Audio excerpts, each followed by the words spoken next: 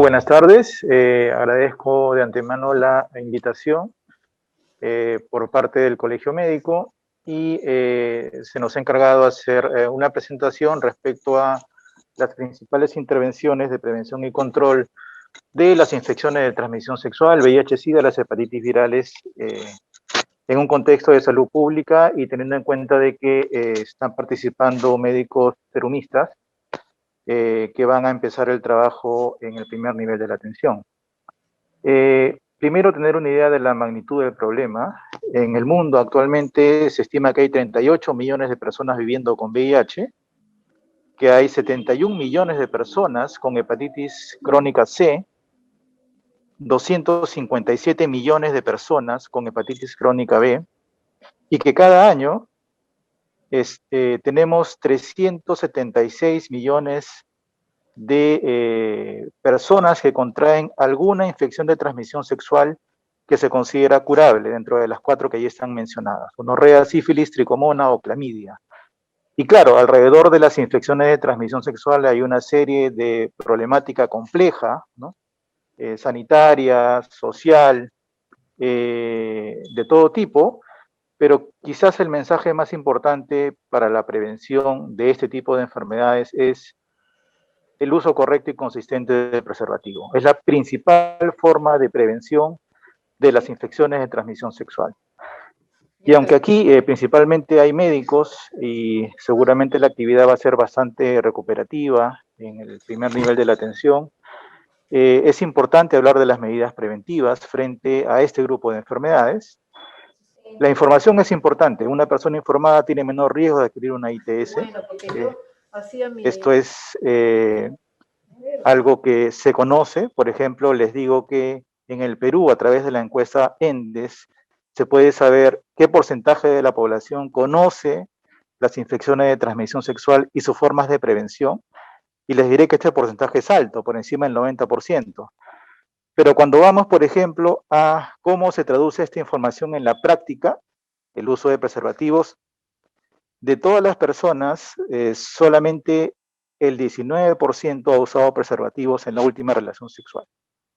Entonces, el conocimiento tiene que convertirse en un cambio de comportamiento y esto, aunque parezca muy sencillo, no lo es. De igual forma, nosotros tenemos que saber de que los preservativos entregados en el primer nivel de la atención a las personas que están en riesgo de adquirir una ITS es muy importante. Es lo más importante probablemente en términos de la prevención. Pero hay otras intervenciones importantes para prevenir las infecciones de transmisión sexual, particularmente en el caso del VIH. Se sabe que el manejo sindrómico, y ustedes van a manejar seguramente síndromes relacionados a infecciones de transmisión sexual, el síndrome de descarga uretral, de úlcera genital, por ejemplo, se sabe que el dar un tratamiento oportuno a través del enfoque sindrómico de las ITS reduce la posibilidad de adquirir el VIH. Esto es muy importante como una medida adicional de prevención. También, y esto es algo también relevante para ustedes, saben que hay todo un paquete de intervenciones luego de un accidente ocupacional, lo que se llama profilaxis posexposición.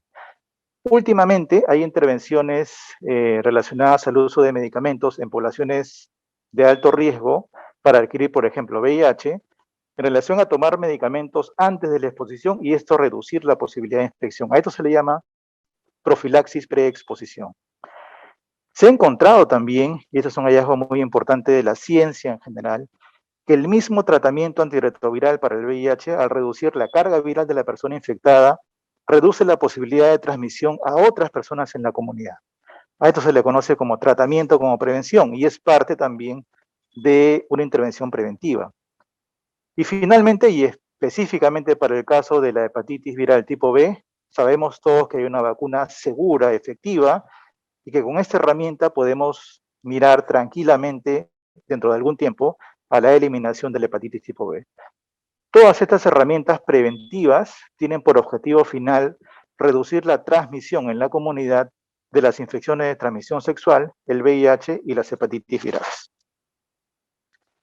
Hablando específicamente, y les voy a hablar básicamente de VIH y hepatitis virales, saber que en cuanto al VIH se estima que en el país hay cerca de 87.000 personas, que la transmisión en el Perú es netamente sexual, prácticamente el 98% de los casos fue adquirido a través de relaciones sexuales no protegidas, que la prevalencia o frecuencia de esta enfermedad en la población general es baja, 0.3%, pero que esto aumenta cuando hablamos de los grupos llamados vulnerables o de mayor riesgo. Por ejemplo, el grupo de hombres que tienen sexo con hombres, prevalencia de 10%, y el grupo de mujeres transgénero, prevalencia de 31.8%. Observen la gran diferencia que habla de la naturaleza concentrada de la epidemia del VIH en el Perú. Últimamente, las poblaciones indígenas de la Amazonía han documentado también prevalencias elevadas, ¿no? En el caso de una población aguajún, que habita en las regiones de Cajamarca, Amazonas, San Martín y Loreto principalmente, la prevalencia, por ejemplo, se ha medido en 1.8%, que es 6 veces la media nacional. Y en los últimos años somos testigos de un gran fenómeno migratorio en todo el continente, migrantes venezolanos, cuya prevalencia de VIH estamos estimando y seguramente tendremos datos pronto acerca de este dato. Hablando de la relación hombre-mujer, por cada mujer infectada hay 4 varones infectados. Eso es muy importante para efectos de hacer llegar medidas preventivas y atención. Más de la mitad de los casos corresponden a personas jóvenes que se han diagnosticado entre los 20 y 34 años. Y en términos geográficos, más de la mitad de los casos están en la gran metrópoli, Lima y Callao. Sin embargo, tenemos casos en todo el país y en general podemos decir que los casos se concentran en áreas urbanas, de regiones de la costa y de la Amazonía del Perú. Esa es la norma nacional recientemente aprobada el año pasado en diciembre respecto a la atención integral de las personas viviendo con VIH. Por favor, revísenla. Les voy a presentar datos muy resumidos de su contenido. Importante en el tema VIH, protección de la confidencialidad. Recuerden que hay una ley que protege la confidencialidad del diagnóstico y esto no se puede vulnerar. Hay problemas legales que existen corriendo, evítenlo por favor. No se puede ventilar el diagnóstico de una persona viviendo con VIH. Y el otro tema no menos importante es que siempre tenemos que respetar el derecho de las personas a su identidad de género, a la cultura en la cual estas personas viven. Ustedes van a ir a zonas seguramente alejadas del Perú, áreas amazónicas, altoandinas, etcétera, y hay necesidad de poder tener una actitud comprensiva y de adaptación frente a este nuevo entorno. Es importante saber que el tratamiento es gratuito, que hay una serie de establecimientos, más de 205 establecimientos en el país que ofrecen servicios de prevención y de atención del VIH y las ITS, que en general la atención ahora se realiza a través de médicos generales, no necesariamente especialistas, ¿no? Y que también hay parte de participación de la comunidad a través de los llamados educadores de pares. Muy importante para ustedes en el trabajo que van a empezar, el trabajo en equipo. Este es el grupo de profesionales que en el mejor de los casos debe de conformarse para poder atender a las personas viviendo con VIH, pero en el primer nivel esto va a depender mucho de la disponibilidad del recurso humano. Lo que no se debe perder es el trabajo en equipo. El tamizaje para VIH ha sido muy importante para poder cerrar brechas de diagnóstico y lo que utilizamos en términos de salud pública a nivel nacional en el último rincón del país son las pruebas rápidas, que son sensibles, son específicas, son rápidas y muy seguras para poder encontrar la mayor cantidad de casos que podamos encontrar. Pero particularmente, recuerden, hay que buscar casos donde hay mayor riesgo, personas de las poblaciones clave, personas que tienen otras infecciones de transmisión sexual y personas con tuberculosis, entre otras, ¿no? Recordar que siempre el tamizaje para VIH es voluntario, no puede ser obligatorio. Es importante también saber que el tamizaje es algo muy sencillo, lo pueden hacer profesionales de la salud, pero también personal técnico y otros, y es importante que frente a cualquier caso reactivo de las pruebas rápidas, se refiera al establecimiento para completar la atención integral. Este proceso de el diagnóstico a la atención y el tratamiento se llama vinculación. Y es importante porque hay casos todavía de personas que se han diagnosticado de VIH, pero que por alguna razón no han recibido el tratamiento antirretroviral. Este proceso de vinculación es sumamente importante y las personas tienen que saber que una vez diagnosticadas, tienen que empezar lo antes posible el tratamiento antirretroviral. Es importante también seguir entregando los preservativos a las personas que tienen VIH para evitar transmitirlas a otras personas, y que en el caso de las infecciones de transmisión sexual, el abordaje sindrómico se puede resumir con la mnemotecnia de las 4C. La consejería, la entrega de condones, el tratamiento de los contactos, que es muy importante, y el cumplimiento del tratamiento. El manejo sindrómico de las infecciones de transmisión sexual se hace en establecimientos que se llaman centros de referencia de ITS-CERITS o unidades de atención médica periódica UAM, que están en todo el país. Importante el tema de la tuberculosis, dado que de todas las enfermedades oportunistas que afectan a la persona viviendo con VIH, que son cerca de 30, en el país, por la alta prevalencia de la tuberculosis, la más importante es la tuberculosis. En ese sentido, toda persona viviendo con VIH que se diagnostica tiene que pasar por un descarte de tuberculosis siempre. ¿En qué consiste? Básicamente vaciloscopías, últimamente pruebas moleculares Ginesper y radiografía de tórax. Si se descarta la presencia de TB activa en una persona viviendo con VIH, esta persona siempre tiene que recibir terapia preventiva contra la tuberculosis. Asumimos que está infectada esta persona. Y ahora los esquemas de profilaxis son, como ven en el cuadro, varios. No es solamente lo que conocíamos, la isoniazida diaria por 6 meses, ¿no? Sino que ahora, por ejemplo, ven ustedes allí, hay esquemas acortados de 12 dosis de isoniazida con rifampicina, que el Ministerio de Salud está tratando de implementar a nivel nacional, seguramente que lo va a hacer más adelante, pero que permitirá mejorar la adherencia a la profilaxis y con ello evitar casos de tuberculosis clínica en el futuro.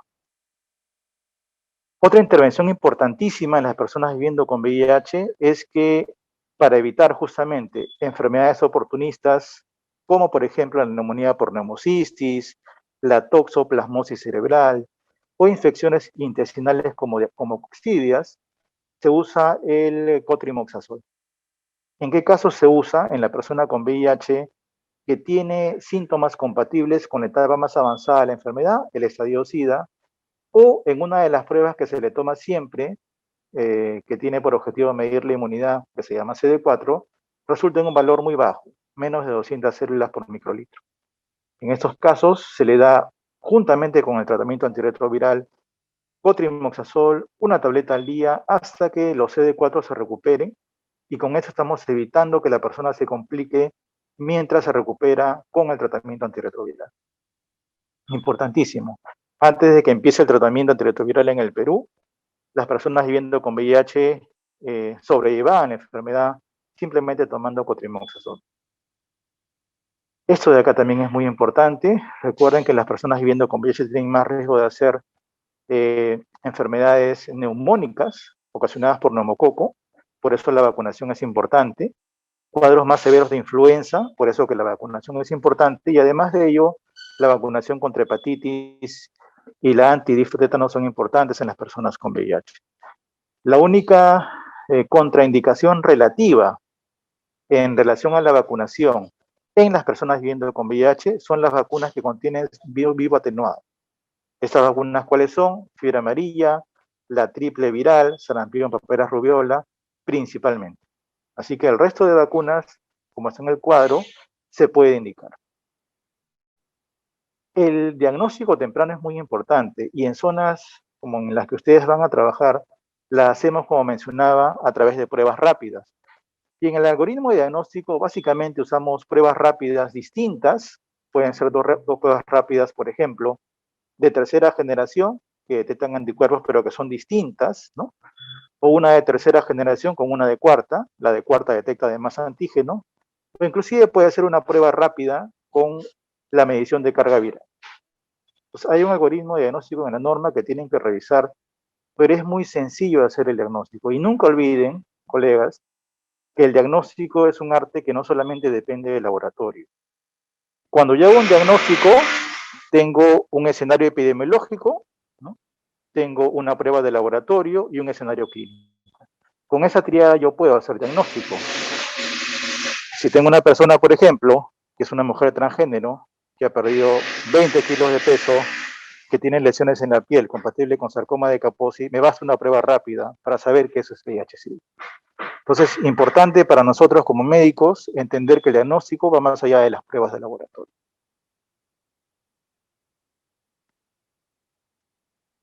Ahora, hablando ya del hito más importante en la historia del VIH, que es el tratamiento, en el año 81 se reporta con esta publicación de CDC los primeros casos de una enfermedad desconocida, a la cual se le denominó SIDA, síndrome de inmunodeficiencia adquirida. En 1983 se aísla al agente causal de la enfermedad o se identifica al agente causal y se le llama HTLV-3. Después, virus de la inmunodeficiencia humana. Y en el año 87 aparece el primer medicamento con actividad frente al VIH, la sidobudina. Y de ahí en más, como ustedes ven en este cuadro de los Centros de Prevención de los Estados Unidos, los NIH, cómo los medicamentos han ido evolucionando y últimamente, ven, todo aparece como FDC, Fixed Dose Combination, medicamentos a dosis fija combinada, 3 en 1 en una sola pastilla. O sea, el cóctel de medicamentos, que ustedes seguramente se imaginarán, tomaba una persona viviendo con VIH, ahora se reduce a una pastilla por día. Y esto realmente le ha cambiado la vida a las personas viviendo con VIH. En el Perú, como ya he mencionado, la indicación de tratamiento es para todas las personas viviendo con VIH, una vez diagnosticada. Los exámenes basales previos al tratamiento en realidad son muy básicos: hemograma, transaminasas, glucosa, creatinina, pruebas de descarte de embarazo, ya hablamos del descarte de tuberculosis, pruebas específicas, medición de CD4, dosaje basal de carga viral y nada más. Ustedes ven a la derecha el centro de tratamiento en el Centro de Salud Calcuta, que está en Lima Este, primer nivel de la atención. Como les mencionaba, tenemos el TAR en todas las regiones del país. ¿Qué usamos? Usamos medicamentos a dosis fija combinada. La terapia de elección en la normativa recientemente aprobada es la combinación de 3 antirretrovirales, como siempre es la terapia antirretroviral, de tenofovir, lamivudina, dolutegravir, TLD, es una pastilla para tomar una sola vez al día. El tratamiento en realidad tiene pocos efectos adversos, ¿no? Es muy bien aceptado y tolerado, y estos medicamentos en realidad permiten una recuperación rápida de los pacientes y sostenida en el tiempo mientras se conserve la adherencia. La terapia de elección es otro medicamento, otra combinación de medicamentos, tenofovir, lamivudina y favirenz de 400 miligramos. Es tan efectivo como el anterior, quizás con algunos efectos adversos más, pero igual de efectivo, y estos dos hacen la primera línea del tratamiento antirretroviral en el país. La forma como se monitorea el tratamiento es básicamente, además, por supuesto, de la evaluación clínica e inmunológica, es la medición de la carga viral. Una persona en tratamiento antirretroviral al 6º mes de tratamiento tiene que tener la carga viral, se llama así, indetectable. Menos de 50 copias, que nos habla de un virus suprimido y que los medicamentos están funcionando. Cuando no se consigue la carga indetectable a partir del 6º mes, o, en otros casos, se consiguió inicialmente, pero luego nuevamente vuelve a aparecer, hablamos de fracaso virológico, fracaso del tratamiento, y hay un procedimiento para identificar las mutaciones y la resistencia de este virus para poder armar el esquema de tratamiento que va a ser efectivo, lo que se llama segunda línea, y las segundas líneas de tratamiento que están en la normativa, todos tienen sustento en la evidencia a través de estudios clínicos publicados. De igual forma, los casos especiales se discuten en un grupo de trabajo que es el comité de expertos, a los cuales llegan también algunos pacientes, pero en general esperamos que con la primera línea se manejen la gran mayoría de pacientes viviendo con VIH. Ustedes van a estar en las regiones, todas las regiones tienen tratamiento antirretroviral, tenemos más de 205 establecimientos, como ven allí, en todas y cada una de las regiones. El monitoreo del tratamiento, como les dije, tiene varios aspectos, pero lo más importante es la medición de la carga viral. Últimamente se ha podido mejorar la tecnología de esta medición a través de la multiplataforma GeneXpert, que permite hacerlo en tiempo real, de manera muy sencilla, en muchas regiones del país, no solamente en el INS, y se ha podido hacer realmente en muchas regiones del país. Actualmente 14 regiones tienen Ginexpert, más de 47 establecimientos con este equipo, y ustedes ven ahí en el mapa las regiones que ya tienen esta tecnología, y seguramente que en algunos de los lugares donde trabajen ustedes van a tener oportunidad de hacer uso de este equipamiento. Es importante el tema de tuberculosis, ya les comenté que hay que descartar la TB en una persona viviendo con VIH, eso es muy importante.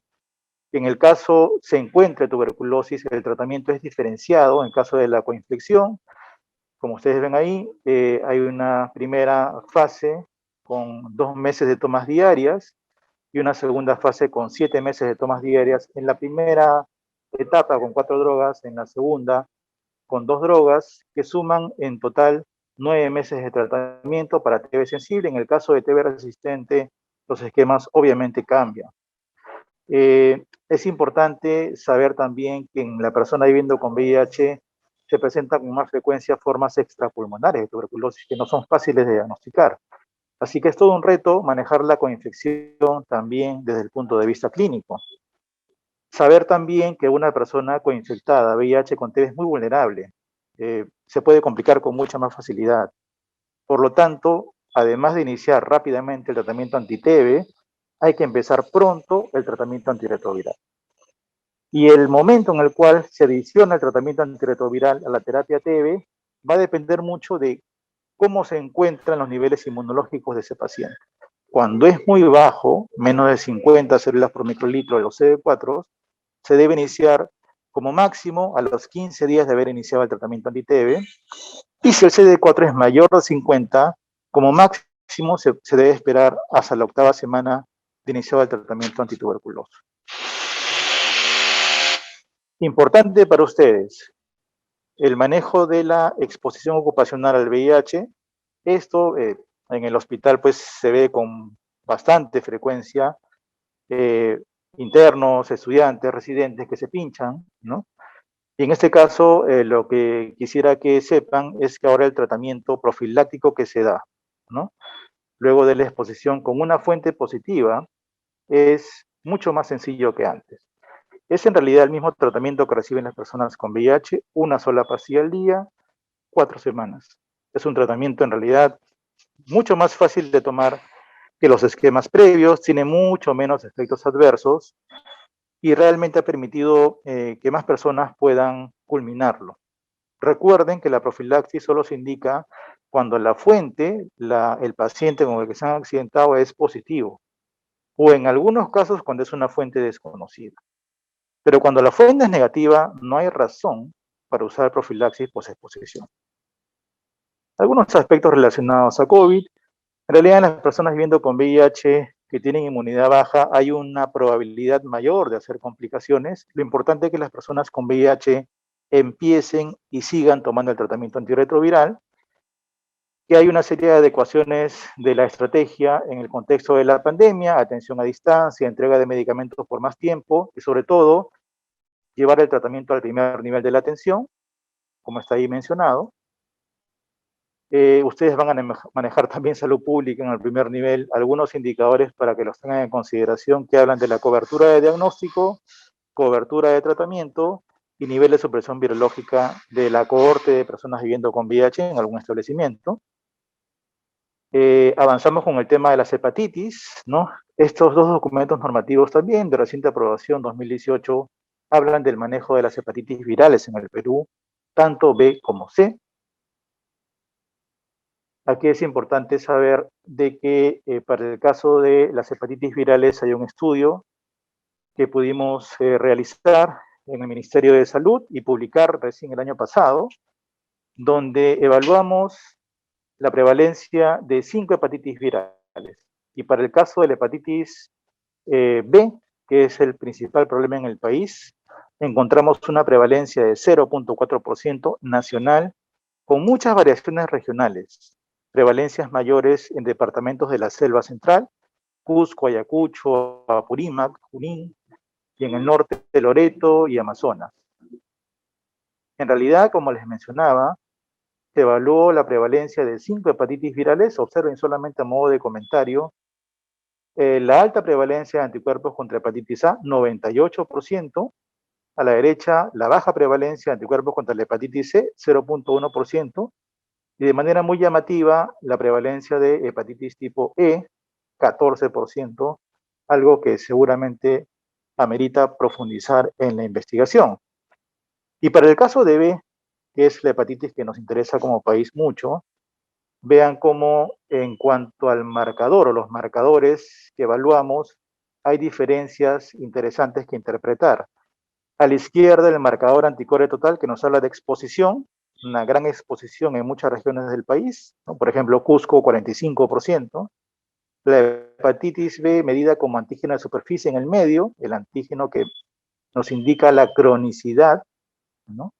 Y a la derecha, el anticuerpo contra el antígeno de superficie, que nos habla de la protección que confiere la vacuna. Como ustedes ven, títulos altos de anticuerpos contra el antígeno de superficie en muchas regiones del país, resultado directo de las grandes campañas de vacunación nacional. En cuanto a hepatitis B, importante para ustedes no marearse con la interpretación de los marcadores serológicos. A veces hay mucha duda y dificultades en la interpretación de los marcadores. Acá tienen en este cuadrito 4 marcadores clave: el antígeno de superficie, el anticuerpo contra el antígeno de superficie, el anticuerpo anticore IgM y el anticuerpo anticore total. Con los resultados de los 4 podemos tener diferentes escenarios clínicos. Por ejemplo, todos negativos, persona nunca expuesta al virus de la hepatitis, un candidato para vacunación ideal. Cuando tienen positivo el anticore total, indica exposición pasada. Anticore total positivo con antígeno de superficie negativo, exposición pasada. También se puede vacunar. Cuando lo que tiene es el anticuerpo contra el antígeno de superficie positivo y el resto negativo, es una persona que tiene inmunidad luego de haber sido vacunada. Y cuando empezamos a encontrar el antígeno de superficie, ahí hablamos de infección por hepatitis B. El marcador por excelencia de la hepatitis B es el antígeno de superficie. Cuando lo encontramos en presencia del anticuerpo anticore IgM, es posiblemente una infección aguda o reciente. Y cuando lo encontramos solamente con el anticore total, es una infección crónica. Estas dos son infecciones por hepatitis viral tipo B. Para el caso de C es mucho más sencillo.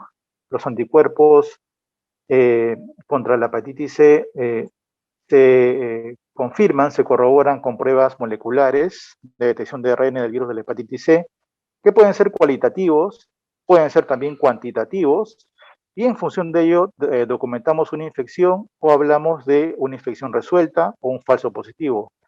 Recuerden que las hepatitis virales B y C tienen diferente comportamiento en relación a la cronicidad.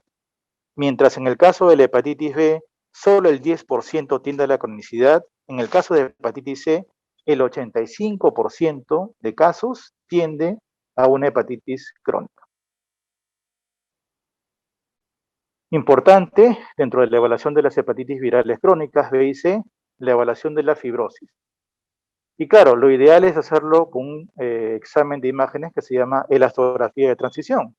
Acá tienen el elastógrafo, pero les cuento de que en el Perú no hay más de 20, ¿no? En todo el país. Así que lo ideal no siempre se puede aplicar. Por lo tanto, hay un score que se llama APRI, ¿no? Que está aquí, que principalmente en base a cuál es el nivel de la transaminasa TGO, AST, y del nivel de plaquetas en una persona con diagnóstico de hepatitis B o C, les da una idea aproximada del nivel de fibrosis que tiene ese paciente. Hay scores, están en internet, pueden buscarlos, calculadoras, es muy sencillo de hacer en realidad. Y esto, el APRI, sirve mucho en una persona con infección crónica por hepatitis B o C para poder estimar, como digo, el nivel de fibrosis de ese paciente. Entonces, en pacientes con hepatitis crónica B o C, ¿no? ¿Cuándo dar un tratamiento? Para el caso de hepatitis B, hay 4 criterios a tener en cuenta. No se trata a todos los pacientes. Los criterios son los siguientes: la presencia o ausencia de fibrosis hepática. Una persona con fibrosis tiene un criterio para ser tratado. Los niveles de ALT o TGP, niveles altos de ALT, 2-3 veces por encima del valor basal, es un criterio para empezar tratamiento. Los niveles de carga viral, ¿no? Cargas bajas o cargas altas. Las cargas altas son en general indicación de tratamiento, y la presencia del antígeno épsilon o E, que indica replicación activa, es también un criterio para tratar. La conjunción de estos 4 parámetros, ¿no? Van a definir cuándo empezar o cuándo diferir el tratamiento para un caso de hepatitis crónica B. Para el caso de hepatitis C es más sencillo. Una vez confirmado el diagnóstico, esa persona tiene que recibir tratamiento. Y eso en realidad ha sido un tema revolucionario. El tratamiento de hepatitis C ya hace algunos años, curativo, a través de antivirales de acción directa, ha permitido hablar de una eliminación cercana de la hepatitis C en todo el mundo. Para el caso de hepatitis B, el tratamiento, una vez indicado, básicamente se hace con medicamentos que se llaman inhibidores de transcriptasa reversa análogos de los nucleósidos, ¿no? Estos son medicamentos que están disponibles en el programa también. Tenemos 2 medicamentos de barrera genética alta. El primero es el tenofovir, se usa una vez al día. Y el segundo se llama entecavir. La dosis puede variar si hay cirrosis descompensada o no, entre 0,5 a 1 miligramo por día también. Es un producto por vía oral, lo tenemos disponible en el programa, y el objetivo del tratamiento en el caso de personas con hepatitis crónica B es la supresión virológica sostenida para evitar la progresión de la enfermedad. Es decir, una persona que no tiene fibrosis, que no haga fibrosis, o una persona que tiene fibrosis F0 no pase F1, F2, ¿no? O una persona que tiene cirrosis no termine en un trasplante o no desarrolle un cáncer hepático. Entonces, en el caso de hepatitis B, la posibilidad de cura es en realidad muy, muy baja. El tratamiento es prácticamente de por vida, tal cual el tratamiento que recibe una persona viviendo con VIH. En el caso de la hepatitis C, es distinto. Los medicamentos que se usan para tratar hepatitis C, que también tenemos en el programa, se llaman antivirales de acción directa o AD, por las iniciales. Tenemos en el país este producto que se llama sofosbuvir con velpatasvir. Se toma una sola vez al día por 12 semanas. Nada más, 12 semanas. Tenemos la alternativa, sofosbuvir con daclatasvir, también una tableta al día por 12 semanas. Se puede extender también por 24 semanas si hay cirrosis descompensada, ¿no? Pero en general, y este es el producto, que lo tenemos en el programa también, disponible para quien lo necesite, el objetivo aquí sí es la cura de la enfermedad. Una persona con hepatitis C diagnosticada se puede curar, y los medicamentos consiguen eso con una tasa de curación de por encima del 95%, altísima. Así que en realidad, lo que antes era imposible de siquiera pensar, curar hepatitis C, ahora se puede conseguir y está accesible gracias a los programas de tratamiento del Ministerio de Salud. ¿Cómo se monitorea el tratamiento? Para el caso de B, el control médico al iniciar el tratamiento se recomienda cada 15 días, luego se espacía cada mes y se ve de acuerdo a la evolución del paciente la necesidad de tener consultas periódicas. Las pruebas de monitoreo son en general muy sencillas: transaminasas, hemograma cada 3 meses. Si es que el esquema consiste en tenofovir, se le hace prueba de creatinina cada 3 meses y la carga viral de hepatitis B cada 6 meses. Siempre es bueno dosar alfa-fetoproteína y hacer una ecografía abdominal cada 6 meses en personas que ya tienen cirrosis hepática. Para el caso de la hepatitis C, se hace un control médico 12 semanas luego de acabar el tratamiento. Eso incluye dosaje de transaminasas, pero sobre todo la carga viral para hepatitis C. Una persona que tiene carga viral para hepatitis C indetectable, 12 semanas luego de acabar el tratamiento, se considera curada. Sin embargo, es posible que esta persona ya tenga cirrosis. En ese caso hay que hacer un seguimiento clínico, pero también de imágenes con ecografía y dosaje de alfa-fetoproteína cada 6 meses, si el caso lo amerita, o cada año también, ¿no? Doctor, su tiempo, por favor. Ya estamos acabando. Algo importante para ustedes, el manejo de la exposición ocupacional. En el caso de hepatitis B, siempre verificar el estado de la fuente. Además, antes de empezar el manejo, descartar sífilis, VIH y hepatitis C. Si la persona no está vacunada o si no sabe si está vacunada, hay que empezar un esquema cortado de vacunación e idealmente usar inmunoglobulina específica contra la hepatitis B. Esto no debe pasar porque entiendo que todos ustedes ya deben estar vacunados al momento de hacer su serum. El seguimiento se hace al tercer mes, dosaje de antígeno de superficie, si es negativo, el problema se resolvió.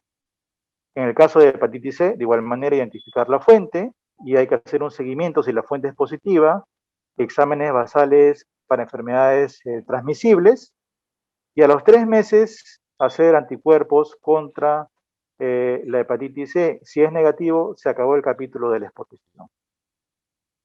El mundo se ha puesto como meta acabar con el VIH-Sida y las hepatitis virales hacia el 2030. Esperamos sinceramente que podamos conseguirlo, aunque la pandemia nos ha puesto en una situación complicada. El trabajo de todos ustedes, colegas, en el primer nivel y en todo el país es sumamente importante para nosotros. Muchas gracias por el tiempo y por la invitación.